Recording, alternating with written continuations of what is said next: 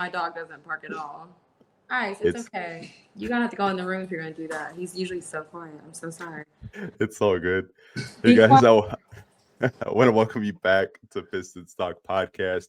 I'm joined by a very special first-time guest, Courtney Tate. She covers the Celtics, Bleav In Celtics. So shout out. I'm happy I was actually being able to collaborate with someone that is also a part of Bleav. So happy Awesome. to do a Thanks podcast for with you. having me. I'm such a pleasure to be here. So, interesting to be on a Pistons podcast today when both of our teams are playing right now. Yeah, I was like, when I scheduled it, I was like, oh crap, they play at 8. And then I got a post game show at midnight. So I was like, we are just gonna Oh, ride we're through good. it. We're good to go. Yeah, we're good Uh, to we're go. good to go. I made a pot of coffee. I'm staying up late. I really don't care. We're gonna do this. Same.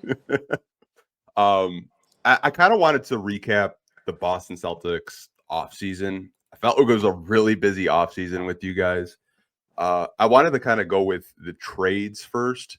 So Drew Holiday, Kristaps Porzingis. I guess from your perspective, what did you kind of think of the trades that the Celtics did make?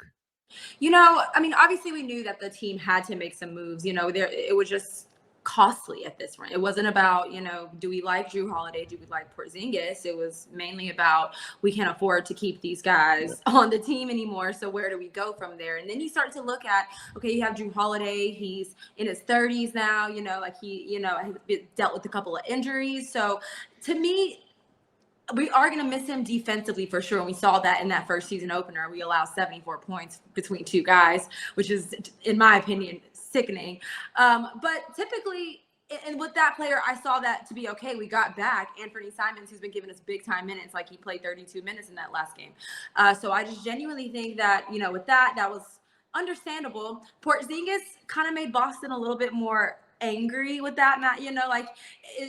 Ultimately it's tough to see a 7-foot big man who can play inside and out, but ultimately also we were paying him $30 million to play half a season, and I just happened to see today he's ruled out tonight for illness. So it's just like, this kind of is something that reminiscent of what I wouldn't want to see as a Celtics fan repeated over. So I think ultimately the moves that were made, they were good. They were necessary in terms of just needing to free up some cap space, needing to get below that second tier luxury tax, all of these things that were necessary. You are still missing Al Horford as well. So that front court is a little bit struggling right now. You're trying to figure that out. But I think that this team is, and with all things said and done, even amidst all of the moves, I think that Drew Holiday and Porzingis were mainly the ones that made the most sense. I like the Drew Holiday trade just because you got I thought a pretty good value player in Anthony Simons, who I think maybe a lot of Celtics fans, maybe they're not too familiar with him. I mean, like when he's hot, like I feel like the guy can't miss, can score at all three levels. He's a bucket. He's a bucket. Yeah, he's a bucket getter. I mean, I even saw reports that like, hey, he's for sale if you want him. And I was like, what are we doing there? I mean, I know Jason Tatum got hurt, but I'm like, I don't know. I like him a lot for you guys. I like him a lot, and I was interested to see, because there's a lot of talk like, oh well, it doesn't matter if you bring Anthony Simons and he can't defend worth anything, so it's like, why would we bring someone who can score us a lot of points but ultimately gives up maybe even more points than he's scoring? That could be a big risk. But ultimately, in game one, Anthony Simons played the best defense, in my opinion. And I appreciate the fact that he said that he knows that is the area of his game where he lacks the most and where he, has the most room to grow. So I genuinely feel like that has been his commitment to Boston. And already in just one game, I've seen some growth and development in his defensive perimeter defensive, especially game right now. And I think that's a big thing. And if you can come in and you give those minutes, you score double figures, and you go out and get a couple of steals a night, that's huge for a backup guard coming off the bench right now.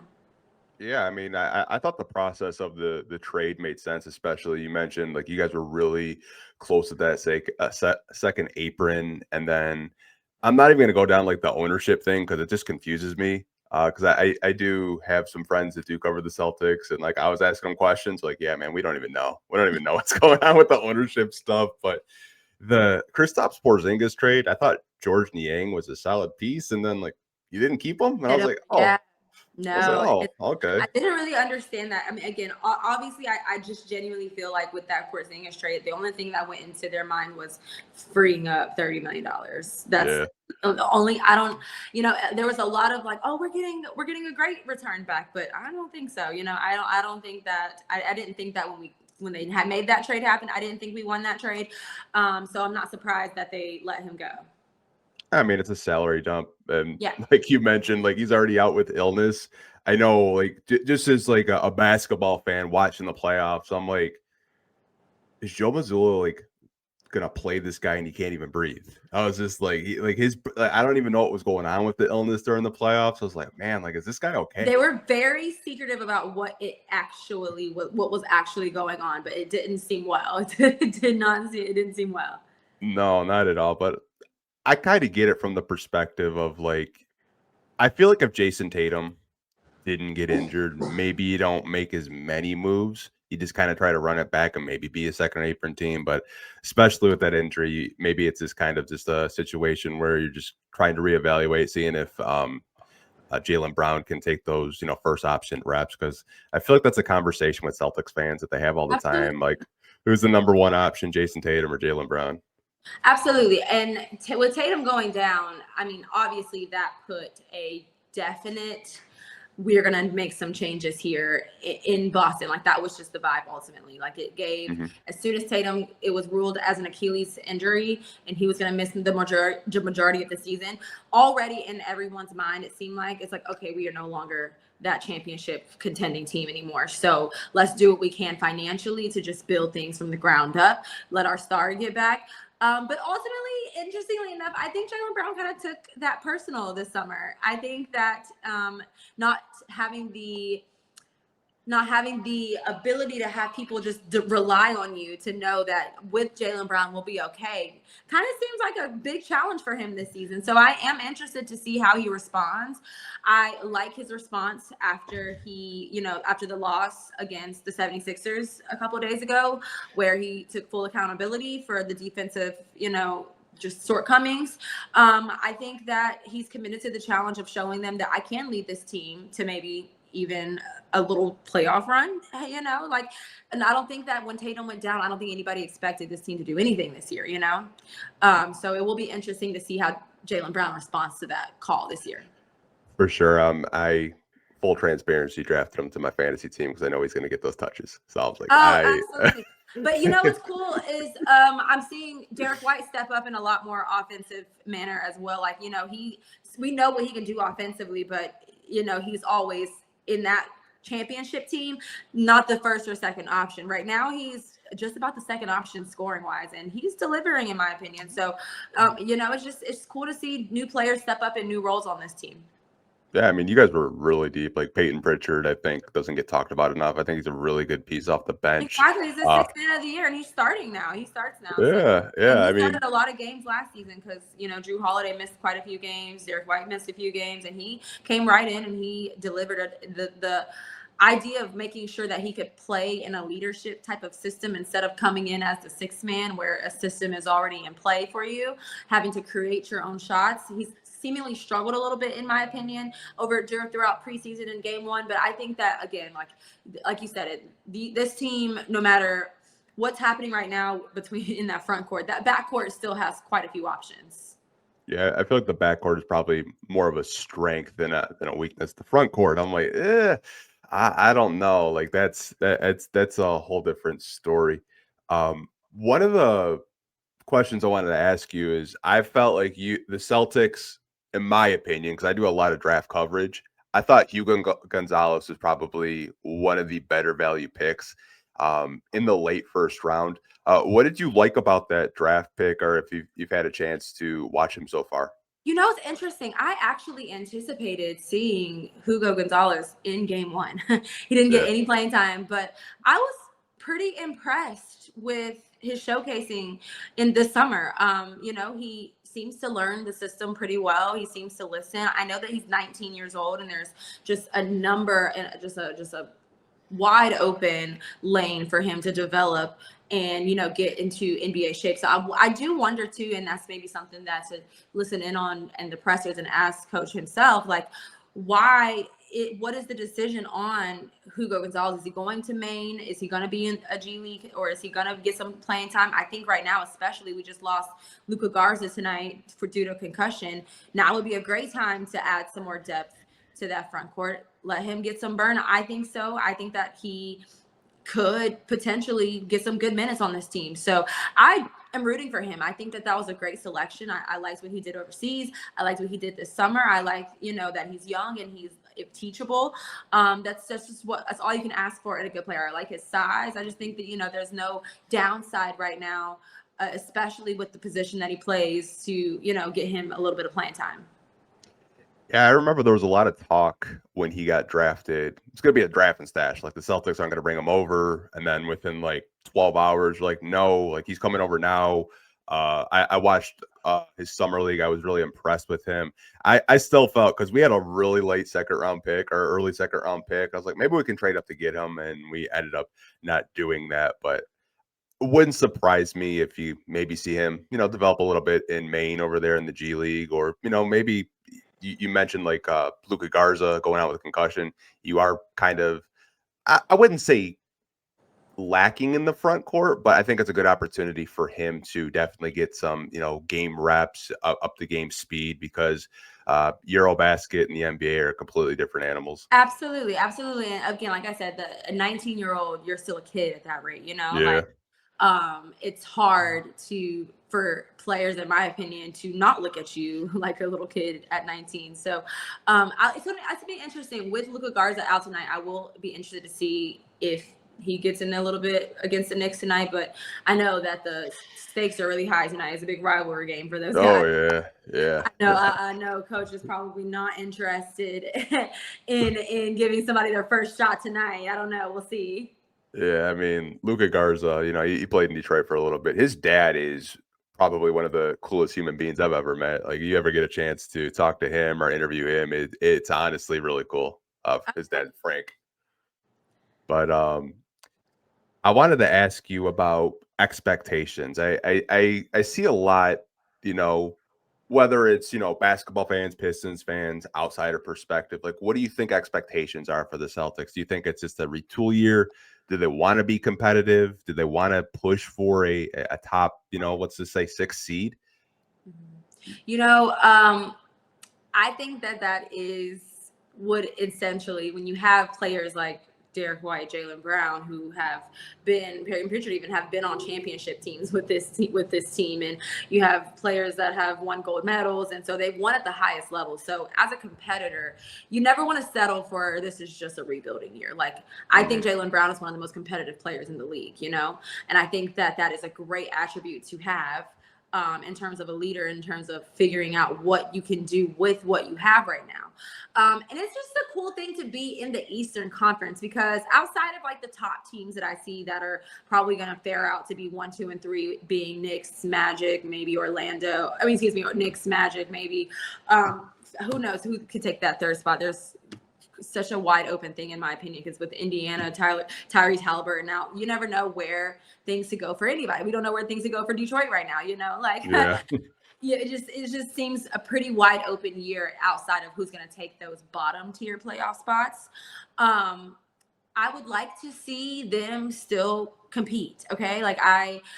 Expectation wise, I see potential in the guards that they have. I can see that they can compete. I saw how they played against Philadelphia. They were in control of that game for the most part, outside of, again, giving up 40 points to Tyrese Maxey and 34 to BJ. It's not the greatest thing you can do, but I see room for improvement there. Don't see it being like the Celtics are as dominant as they typically would be in the East. But I do see them over exceeding expectations in terms of not making the playoffs at all, this being just a rebuilding year. I think that this team has the potential to make a playoff, to make the playoffs for sure. Maybe that 5th and 6th spots, maybe play in. That's my expectations. I expect them to compete. I expect Jaylen Brown to step it up this year. Yeah, I know a lot of my friends, they're like, watch the Celtics makes the playoffs and then win the lottery and draft AJ DeManza. I was like, yeah, that would probably happen. Like Yeah. it would not. Boston kid would not surprise me. I mean, if you get into conspiracy theories and scripts and all stuff like that, you never know. It's the NBA script, like we'll see. Sometimes it pans out to be just like that. I mean, I'm still just mind blown with Cooper Flag being in Dallas. It still doesn't make sense to me. They looked good too. They looked pretty good. I was a little bit skeptical of Cooper Flag's first preseason game, summer league game, but it's one game. Wemby had a bad game, and Wemby's first game this season was insanity. So I'm excited to see what he does, but I do think that that's a pretty stacked team if you ask me right now. Yeah, I mean, me personally, I still have the Celtics as at least a top 6 team because I think Joe Mazzulla, he's just not going to lay down. He's just that type of coach where he wants to win, he wants to compete, and then you have guys like Jaylen Brown and Derek White that they're not going to go out there and lay down. I know some fans, like talking to some Celtics fans, like, what, it's a retool year. Why not just try to get a high lottery pick and retool and come back next year, even stronger? But I get it. Exactly, and the Celtics being a top 6 team is a retool year, to be honest. Yeah. If you look at how things have been in the past few years, like this, being in the top 6 is not something that they are looking forward to doing. I'll tell you that. Yeah, I mean, we made the top 6, and you would have thought we were the number 1 seed because we've been that's not been great. No. I mean, like, we went from like 15th to 6th, and it was just like everyone's like, "Yeah, improvement." Like talking to a Celtics like reporter at a podcast, like, "Yeah, that'd be a down year." Like the perspectives is honestly kind of like mind-boggling when you can just have conversations. Yeah, no, it's still, like, realistically speaking, this is still a team that has 3 NBA champions and just players that have played together for a couple, there was losses there. There's been changes there. Great loss in Jason Tatum, but there's still, in my opinion, there's still room for there to be a regular season for them. So I want to ask you this question, and I feel like it gets. I feel like when people talk about Jason Tatum, Jaylen Brown, even after they won a championship, people are like, can they coexist? I feel. They both signed huge max deals. Do you feel that they're still committed to Jaylen Brown, like, long term, even outside of this year? Absolutely, 1,000%. I think they bought in on Jaylen Brown. I think especially this year, to see that his commitment to Boston alone, even when it feels like, okay, well, what is this team doing? His commitment alone to Boston, I think that the Celtics would be extremely, extremely. It would be just a disgrace to not buy in on Jaylen Brown too. I think that there's nothing wrong with having a 1-2 punch. I don't think you win championships without having a dynamic duo in a backcourt. I think that and I don't think, in my opinion, this team goes anywhere as far with just one or the other. I think that they maybe believe that too. I think that the media maybe pushes that they don't work well together, because when I watch interviews, even when Tatum went down and Jaylen Brown was brought to tears, like, it gives, like, we have a brotherhood there, Yeah. So I don't personally think that this is a duo. I think that the media does a good job of making Jason Tatum be like the superhero of the team, which can kind of seem like it would come as a discredit to Jaylen Brown. But you just can't knock what Jaylen Brown does, even when Jason Tatum is the finals MVP, like, Jaylen Brown still has better numbers, so it's just like, I personally think that Boston would be a fool to let that relationship die and let another team come up on that.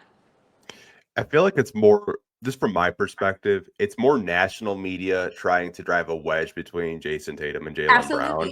And it's like, it's like they're trying to drive a wedge because you have, in my opinion, 2 top 5 NBA players when healthy. And it's like, if you drive a wedge between it, like, I know tons of teams, like, it would not surprise me if Danny Ainge tried to trade for Jaylen Brown, but he's got a bunch of draft picks in Utah now. Well, you got to think about it too, because typically the whole face of the NBA thing is a thing, like now in LeBron's, for coming to the near end of his career, the NBA is trying to pin that title onto somebody else. So Jason Tatum seemed like the golden child to give the title of face of the NBA. So the narrative has to be he's the leader of this team. He is the number one scoring option on this team, and ultimately he is your number one scoring option. I feel like, but I don't think that. I think that it goes hand in hand in terms of their role on the team.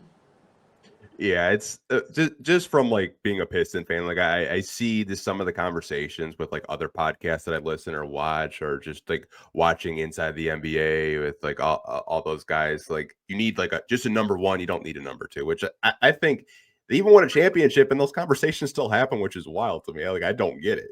Exactly. So yeah, I'm bought into Jaylen Brown. I hope that's that. Yeah, I mean, again, also like with new ownership, you just never know where their heads could be. Yeah, you never know what direction new owner wants to take with the team. You never know. So that would just be insane to me. But I know of a lot of teams that would like to pick that man up. So yeah, I mean, you never know with Danny Ainge. I mean, he's been collecting a lot of draft picks. He might want a guy that he drafted in Boston and Utah. You never really know. Yeah, you never know. So we'll see. So the Pistons do play the Celtics on Sunday. It's actually our home opener. What are your expectations with this game with the Celtics and the Pistons? I think that it's interesting because I watched some highlights from y'all's first game this season, and the offense struggled in the half court. Oh, yeah. So it's going to be tough, in my opinion. Especially you go down one more guard in that backcourt. Who's your ball handler, your primary ball handler? Because the Celtics, they're pretty stacked in that backcourt. Like we did horribly defensively, but depending on how tonight goes and seeing whether or not they made some adjustments defensively, I think it's going to be pretty tough to, fare out again. Like you're gonna have to really pound it inside to get there. Cade Cunningham is really gonna have to play 40 minutes at this rate. That's tough. It's a tough situation, tough thing to be in. I hate that injuries are plaguing, the season so early on, but I think this is really early. I still think that, because I think who went, you guys are missing what, Jaden Ivey too? Jaden Ivey, Marcus Sasser, Karis LeVert. Yeah, so it's a tough. I'm saying it's tough. And I was worried that hamstring was going to affect Jaylen Brown, but he seemed to be just fine in that first game. So I'm not here to like pull any cards, but I think it's going to be a tough game for Detroit in that game, pending just how much you have to rely on Cade Cunningham, how much you have to rely on, feeding the ball into your bigs, So it's just that's a difficult thing to be in. Yeah, I think in terms of ball handlers, like we did a lot of just giving it to Asar Thompson. That's something that the Pistons have really been hyper focused on, is developing. Yeah, you guys got the Battle of Thompson twins tonight. Yeah, that's the Battle of Thompson twins. You got, Cade Cunningham and Kevin Durant. There's some history there, so it should be a really good game. But in terms of like ball handlers, you're right. Like Karis LeVert is questionable. Marcus Sasser has a hip injury. Jaden Ivey's out for 4 to 6 weeks with the right knee procedure. Cade is going to have to play flawless. I think the first game there was just a lot of, not saying bad shots, it's just he was gassed, I thought, by the third quarter because Duncan Robinson really didn't do anything against the Bulls. He had 2 points. He seemed like he was just really uncomfortable, wasn't getting to his spots. But I think where the game could favor Detroit is in the front court with Tobias Harris, with Isaiah Stewart, with Jalen Duren. But I do think your guys' wings and guards could give us trouble, especially Derek White. Derek White, I don't know what it is against the Detroit Pistons. He just feasts. I don't know if there's some kind of like and beef like there. Yeah, something we don't know about that he just has to go off. Yeah, and like the Pistons get up for the Celtics too, ever since Jaylen Brown made those comments last year about saying we don't really take the Pistons seriously when we see him on the calendar. So I think all eyes will be on him, especially. I think the Celtics don't have any room right now to not take anybody seriously at all this year. So I think that they'll be taking you guys very seriously. It should be a good game. I think it'll probably go down to the wire. I don't think it's gonna be a blowout by any team. Means, yeah, for sure. Yeah. by any means at all, but I mean, it should be a good game. I just hope, they can at least get a win, because first game over here, I mean, fans are already crashing out. They're already looking at ping pong balls. Like, that's how bad it is over here. I was like, man, like, relax, you guys. It's one game. Yeah, no, exactly. So I'll be excited for that too. Like, these next couple of games are gonna be. I'm just glad the NBA is back. Honestly, I'm just really glad the NBA is back. Oh yeah, I mean, doing podcast all summer was Hard. lot. It's very hard. Yeah. I was like, trades, man, draft, trade. Summer league. yeah. I mean, in most summers, our summers were just chaotic because we fire everybody, and then you just go down rabbit holes of who you could hire. But I mean, now we have a little bit more stability, so content was a little harder to find. But I am glad that we have basketball season back. But I do want to wrap up this podcast, but I do want to give you the floor to plug and promote where people can find you, listen to Bleav in Celtics, and whatever other social media that you have. So Bleav in Celtics, we obviously air on Bleav Network, but you can also find them on Apple Podcasts, Spotify. I post clips of the show on Bleav in Celtics on YouTube, also on my social media at Courtney Tate on TV, everywhere, YouTube, Instagram, TikTok. X is, well, actually, I'm not on X anymore because my account got hacked, but Bleav in Celtics is on X. So if you would like some updates there as well, we also always post. Well, I will find all your social media. I'll put it in the description when we do release this on Sunday morning.